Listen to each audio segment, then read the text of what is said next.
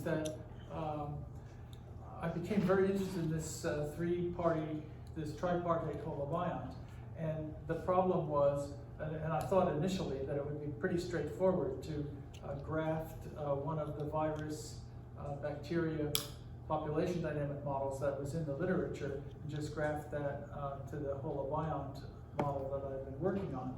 And it turned out that I had a lot of difficulty with the existing literature on that and wound up having to write a new model.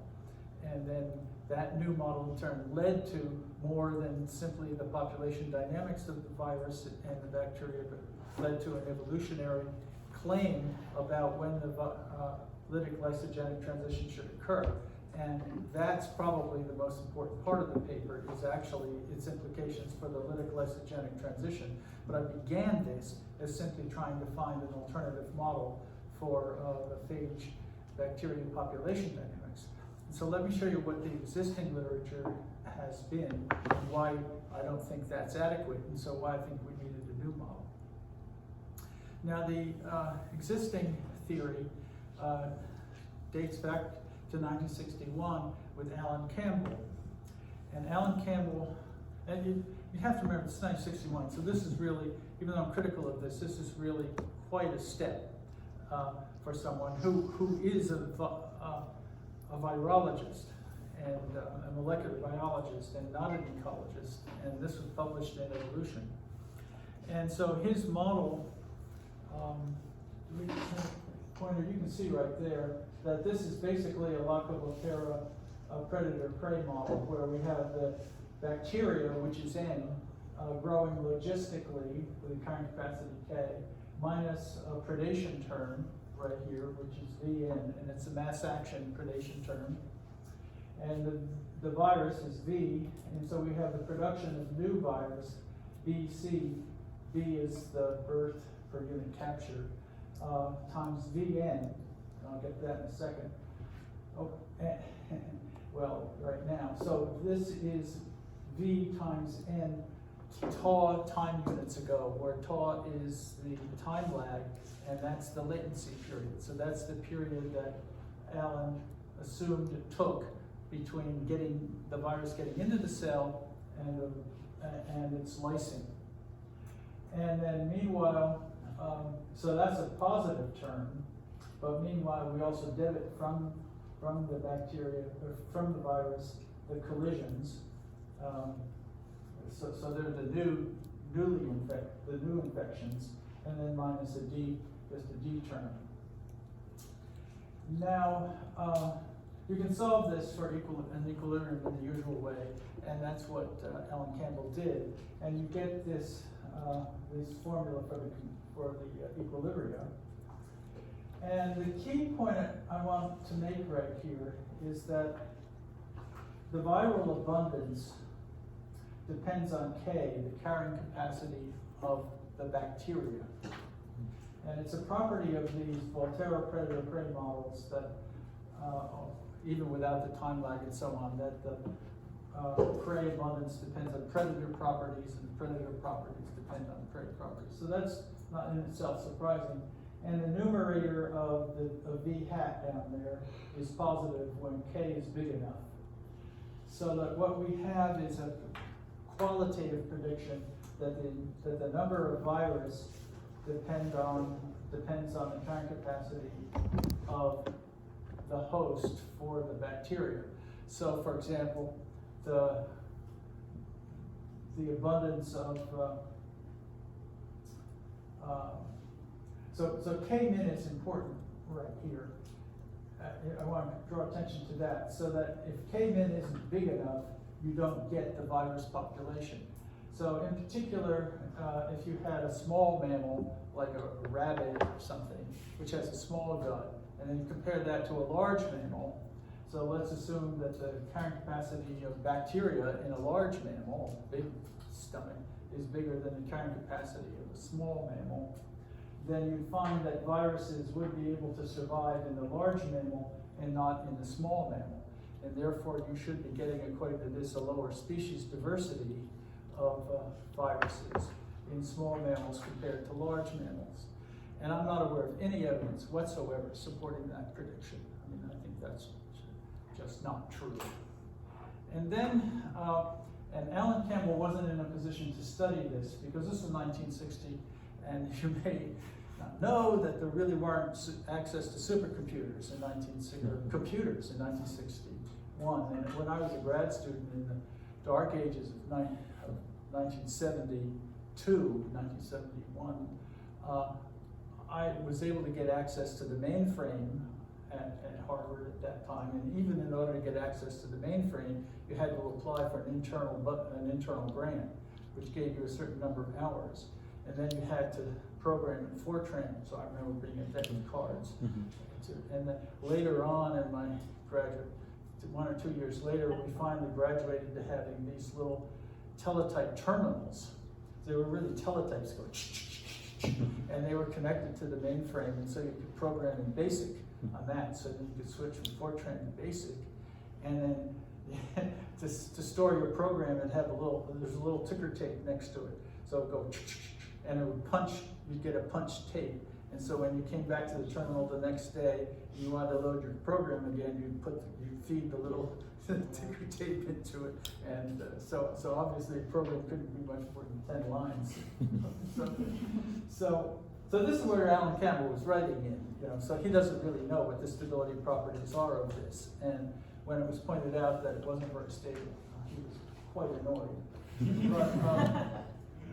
But for a high carrying capacity, you basically get limit cycles. So if tau is 0, which is what the top line is up here, you get both the predator, both the virus and the bacteria oscillating, and then the phase diagram on the right, you can see that you get a circle like these loops, closed loops like that.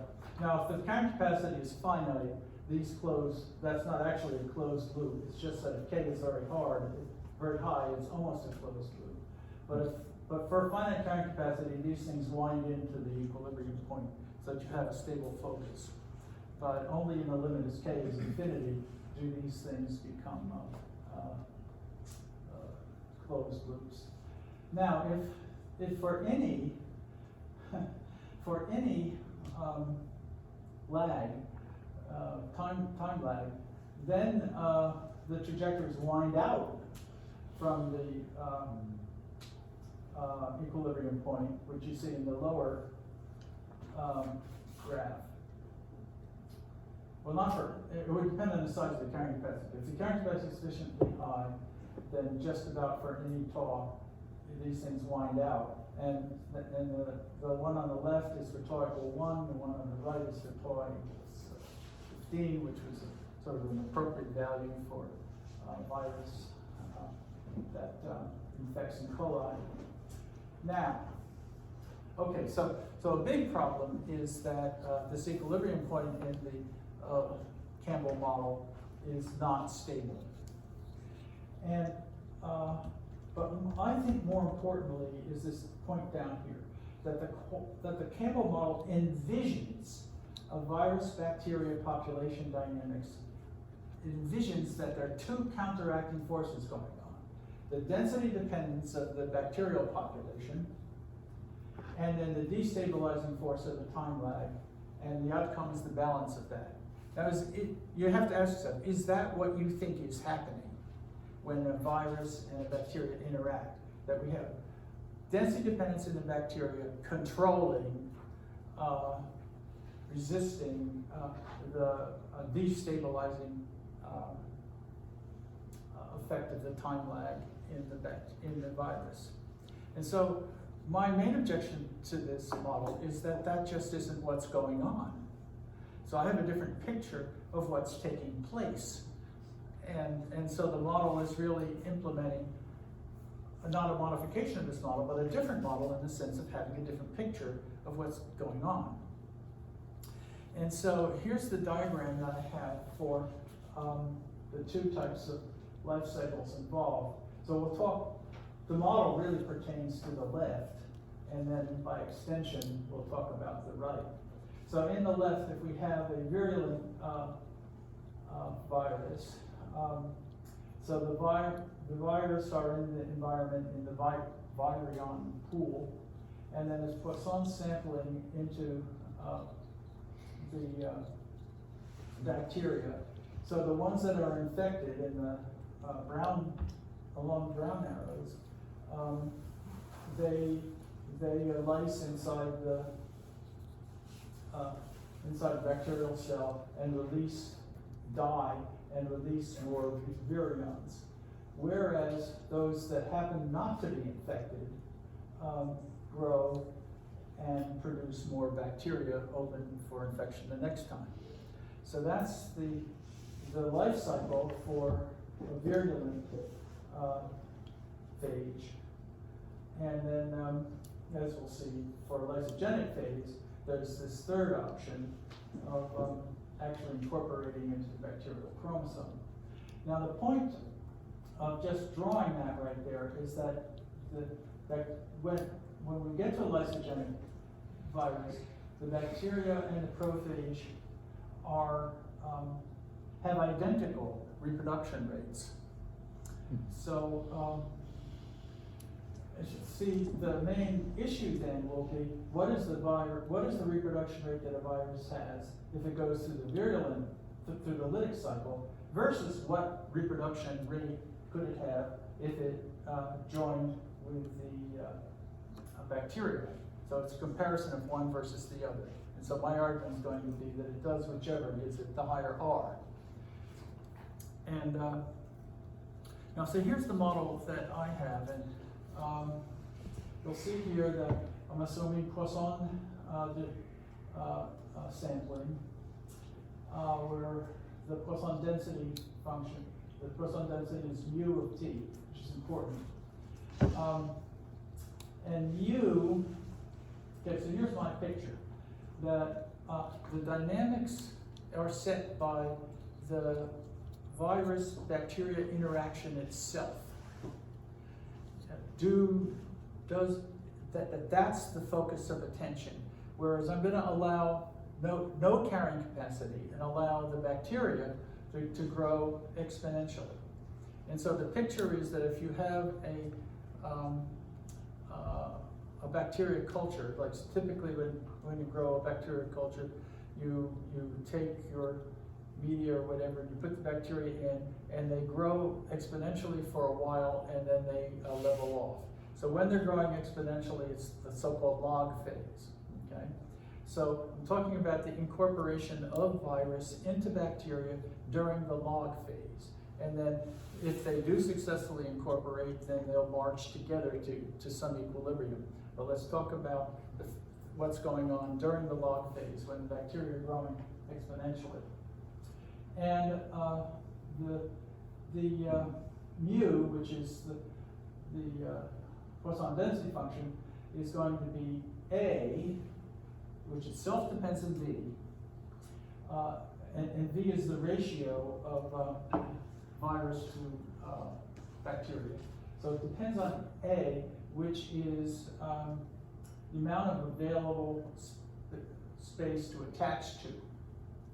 So the surface of the bacterium, there's a surface, and it's a finite surface, and the viruses have to collide with it and close. So we have V, which is the viruses times the space, and that's what gives you mu. Now, so this is then the model. So the population dynamics of the bacteria, Nt plus 1, is R, which is the bacteria growth rate, times the uninfected, the probability of being uninfected, which is p sub 0, R times p sub 0 times n at time t. So they're the ones who don't get infected, so that gives you Nt plus 1.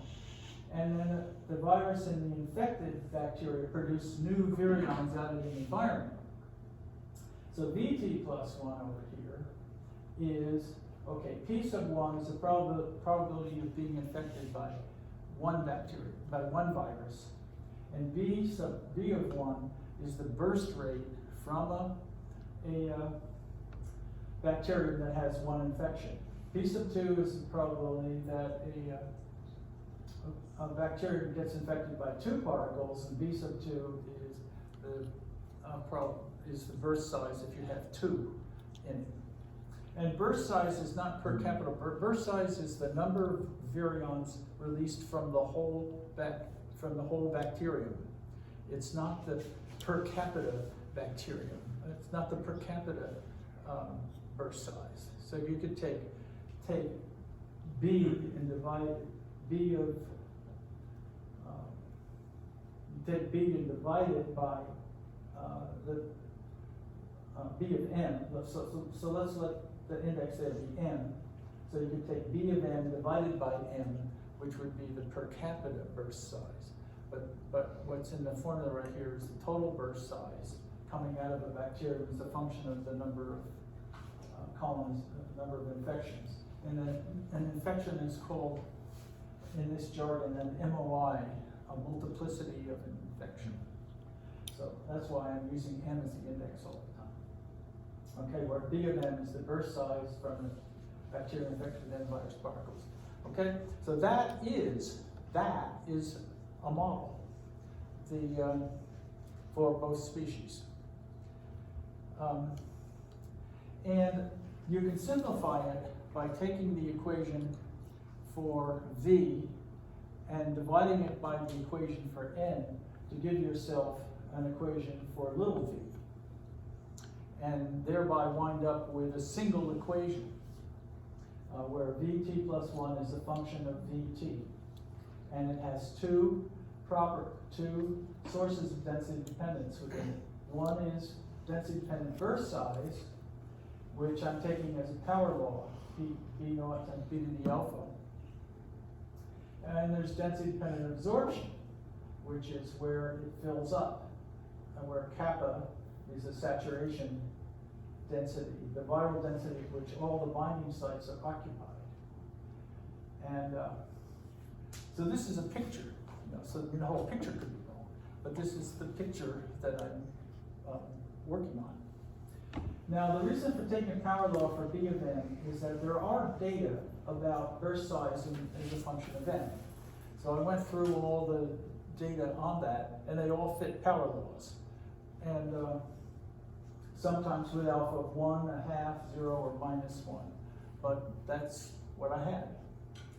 And I've explored all those. Now, the new data that I could find about absorption as a function of density, because that's not the usual experimental condition under which the viruses and bacteria are studied. Now, what happens is if you plug, you have no, okay, so now let's ask, does this have an equilibrium? So it has an equilibrium where Vt plus 1 crosses Vt plus 1 equal Vt, right? So where we have an intersection of, in this case, the blue line is Vt plus 1 equals Vt, which would be an equilibrium. And meanwhile, the Vt plus 1 with density dependence in it, or no density dependence, is the brown line. And with no density dependence, of course, you don't get any equilibrium. But with density dependent burst size, I could never find, for any of those alphas or any of those parameters, it was never strong enough to come down and cut the blue line. So I concluded that the density dependence in burst size is just not a big deal. Whereas if there is density dependent viral absorption, then for different values of kappa, the Vt plus 1 will curve down once Vt gets high enough and then intersect the blue line and give you an equilibrium. Joan? Yeah. What is absorption for you? Is like how many viruses can be inside of the cell? Not inside, on the outside. On the outside? Yeah. So here's the virus, and so the virus, well, Cynthia was explaining, they can attach its points, and so the number of attachment sites is finite, and so it fills up. That's the assumption. And then what data there are consistent with that, but I don't have any data on what the actual functional form is of A as a function of V. And so that's a guess on my part, and it could be replaced with something that was more realistic if we ever got data on that. Now, is that equilibrium stable? If kappa's low enough, it is stable, but there's an oscillatory approach. And if kappa is big enough, and you compute how big it has to be, then it's not stable, but there's a 2-point limit cycle that you get around the equilibrium. Now, what's important about that is this is a bounded oscillation. So you compare this to the oscillations that you get from the Campbell model, which spiral all the way all over the place. You know, and that's really wild, whereas this is quite bounded and might not even be detectable. Okay? So that's basically the model. Now, so let's look at the transition to the temperate phase. So here's my proposition to you, that so you look at that model and ask if the viral production per time step exceeds the bacterial production, that is A0, which is the per capita base absorption probability, and B0 is the per capita burst rate. So that's the initial increase when there's just one invasion. Then if that's greater than R, then the virus can increase when rare. So that's the condition for increase when rare. And the lysogenic virus is increased by R each time step along with the bacteria that inhabit it. Now the lytic, here's the point, the lytic phase produces more virus per time step if A0, B0, A0, B0 is greater than R, because its burst times its absorption exceeds the bacterial growth rate.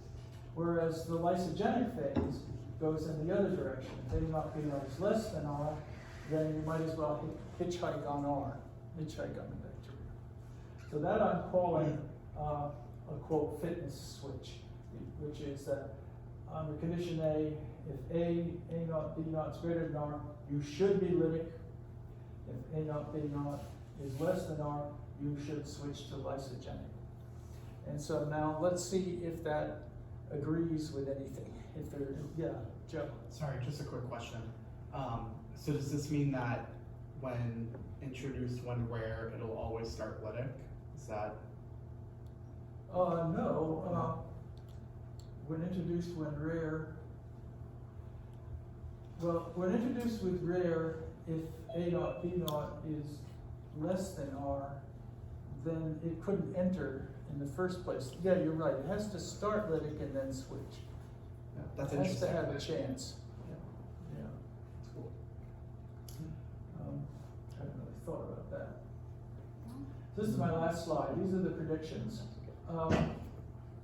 So there are a whole bunch of qualitative predictions, and so I'm really trying to milk this one little relationship right here and see if I can bring together a whole lot of observations. Could I ask a quick question? Yeah, sure. So this switch, is it about invasion or about comparing the two strategies? It's about comparing the two strategies, but I'm using the invasion criterion to compare them, because once they get going, I don't know what's going to happen exactly. Okay.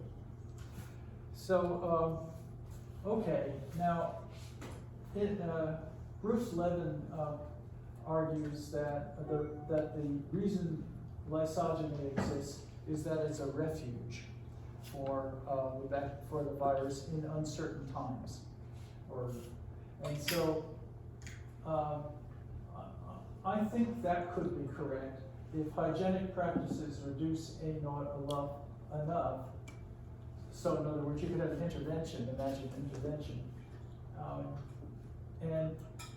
And if you introduce, if you lower A0 enough, and A0 is going to be sensitive to the environment. You know, you reduce A0 if you, well, suppose it's something's air, like COVID is in the air.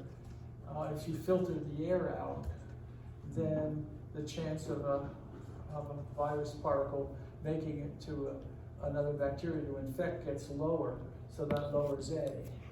So an intervention which would reduce A would make it switch from lytic to lysogenic. So in that case, lysogeny is a refuge, a la Bruce Levin, I think. But then there's another kind of intervention, which is a general toxin, which might affect both the virus and the bacteria, so some sort of general sanitation kind of thing.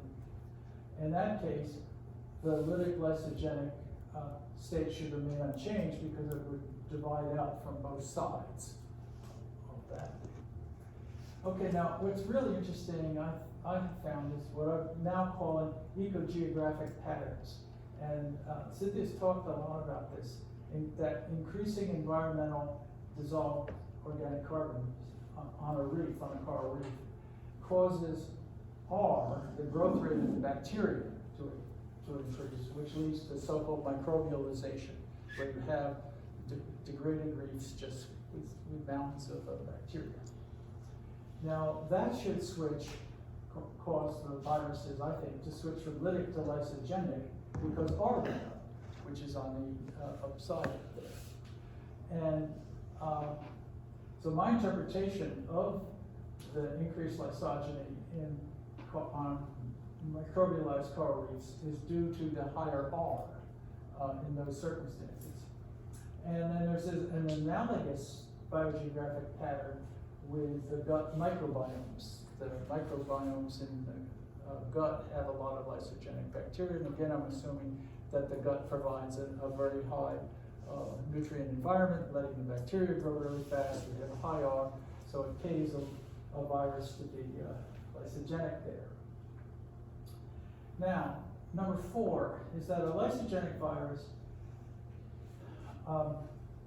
that expresses a gene through lysogen conversion, so it's carrying a gene that increases the bacterial R, so it's bringing a good gene to the bacteria, might become locked into the lysogenic cycle, because if it reverted back, it would give up the R that it now enjoys to obtain, and instead would wind up with the lower R of lytic virus. And I'm calling that the prophage lock. And so according to this, viruses can get really locked into the genome and stay there forever. And there is, and I've found some data on how often there is spontaneous induction, where a virus just ups and leaves, and that's supposed to be equal to about the mutation rate is really, really low. And so induction is usually triggered by something rather than just leaving where they just leave that because they want to. Now, the other thing that's interested me a lot is why viruses serve this convenient function of transferring genes. You know, why, since they are vectors of horizontal transfer, why? Why did they do this for you? I mean, what's in it for them to be vectors of horizontal gene transfer? And the only thing I could think about is that you get prophage in one bacterial line, it picks up a fragment, transitions to lytic, then infects another bacterial line, and incorporates there, and then ultimately transitions back to a prophage in another bacterial line, whereupon the foreign DNA is expressed. And I think that my prediction about this is that this is a result of fluctuating environmental conditions between low and high R, so that you can see if it went low, then the lysogen should leave. If R went low, the lysogen should leave, hang out in the environment. R goes up, then it can reincorporate in bacteria again. So I would predict that with fluctuating Rs, you'd wind up getting an increased degree of horizontal gene transfer, and that it depends. Otherwise, there's no reason for the virus to move. And then the 3-level holobiont, consisting of virus bacteria host, so a tripartite holobiont, would result if lysogenic conversion of the prophage gene causes the bacterium to allocate enough resource to the host to permit its entry into the microbiome via host orchestrated species sorting, although the American Naturalist paper. So that's the way I think you'd actually generate this. But as I said, I'm just doing this verbally, and there's no model which actually implements that. And then finally, this model supports the piggyback the winner picture of virus bacteria dynamics more than the kill the winner one, because in this model there are no oscillations. So the piggyback the winner is all based on interpreting the Volterra predator-prey oscillations and the prey, with the predator following the prey go up, and then the predator goes up, chops down the prey, and then the prey drop, and then after that the predators drop, and then the prey rise in the absence of the predator. And so that kind of oscillation is the idea behind behind kill the winner. And that since this model doesn't have those oscillations, on its face it would be consistent with kill the winner. And then also it's not clear how kill the winner can account for the increased lysogeny in the microbialization conditions, which this does account for nicely. So that in a nutshell is what this is about. So, thanks.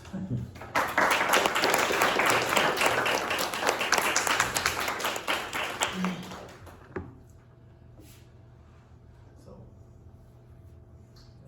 any other?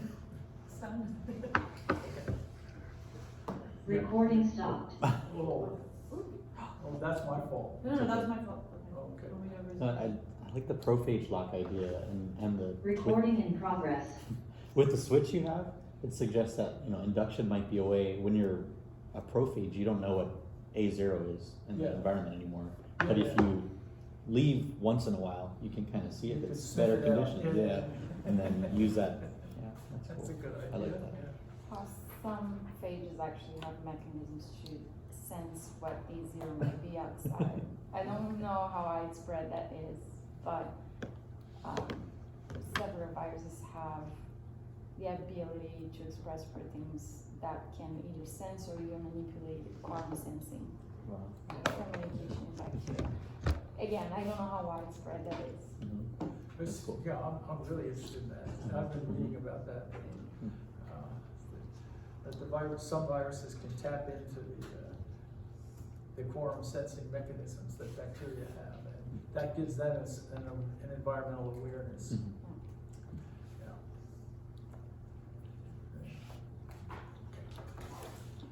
So you're on.